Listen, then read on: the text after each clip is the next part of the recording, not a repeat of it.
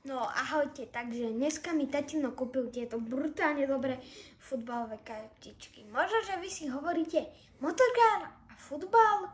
Moc nedáva zmysel.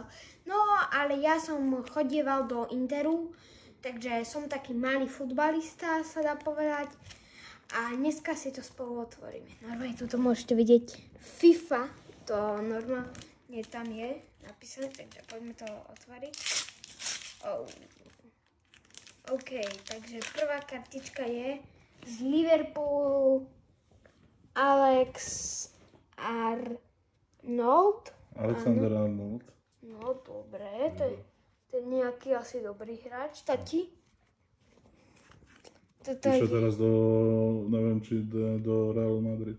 No, áno, to je, áno, vlastne zdá sa mi, že jo, tak tiež. Potom Federico Chiesa. To je Talian. Tuto máme ďalšieho z nejakého talianského týmu. Federico Gatti. Podobné mená. Yes, a máme tu z Al Nassru.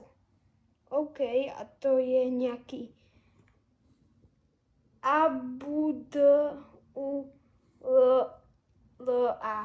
to vôbec neviem.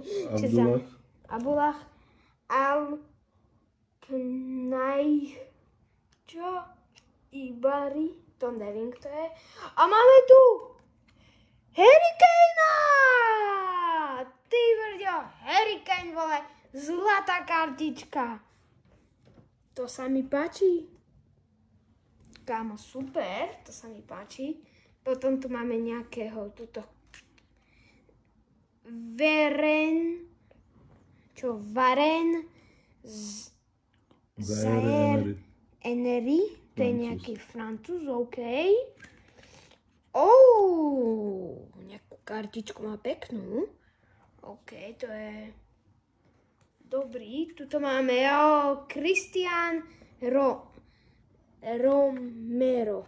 To je nejaký asi taktiež dobrý. Z akej krajiny? To je z Argentíny.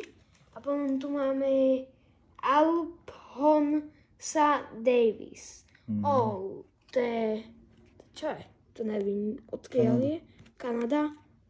Nejaký dobrý. Ale hrá za, myslím, Bayern Mnichov? Jo, Bayern Mnichov. FC Bayern Mnichov. Takže dneska najlepšie kartičky boli asi... ich to nazvala asi tieto tej. Možno, že bola dobrá aj táto z Al Nassru. To Al Nasser nie je zase najhoršie, lebo je tam Ronaldo teraz. No, toto sú naše asi najkrajšie a možno aj najsilnejšie. Takže ahoj a dajte like a odber. Čau.